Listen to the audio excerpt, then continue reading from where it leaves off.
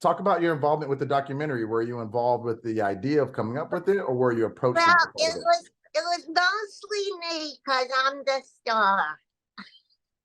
You're not the star. I'm not the star. No. You know what? You go take your nap now. You can come back later.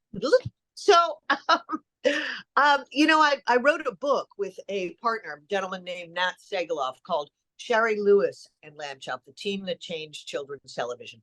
And as we were writing the book, I had a light bulb moment, and mostly it was me wanting to bash myself over the head with a light bulb for not being bright enough to think, hey, let's do a documentary years before. And very quickly, we got involved with a company called White Horse, who's our production company.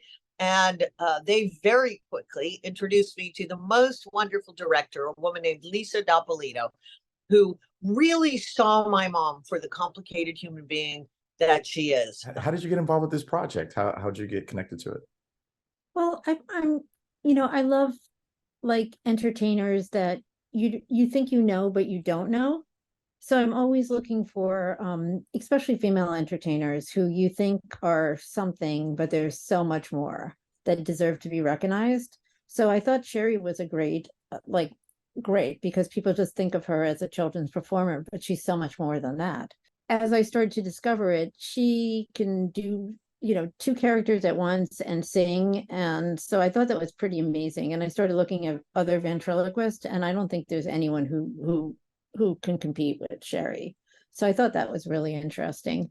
I think her drive of reinventing herself and believing in herself, even when other people didn't believe in her, I felt was really super inspiring. I don't think anyone could, keep Shari down. She was going to just do her thing and until, she achieved what she wanted to, which was to get back on television. So I met Mallory, Shari's daughter, and Lamb Chop, and then the rest was history, really. Most people think of my mom as the little lady who played with puppets.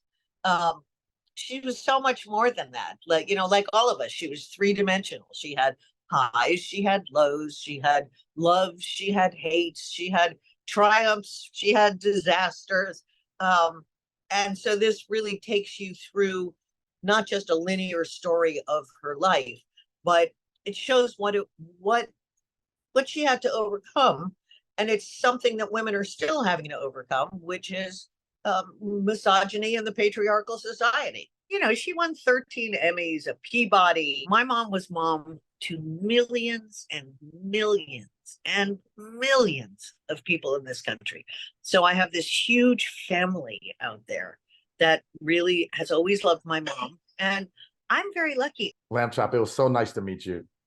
Oh, it was, Shantae, it was a pleasure meeting you. And I just want to say to everybody out there in TV land, I think it's internet land. whatever, I want to say, come see the movie that's mostly about me. What about Shari? Oh, yeah, she's in it too.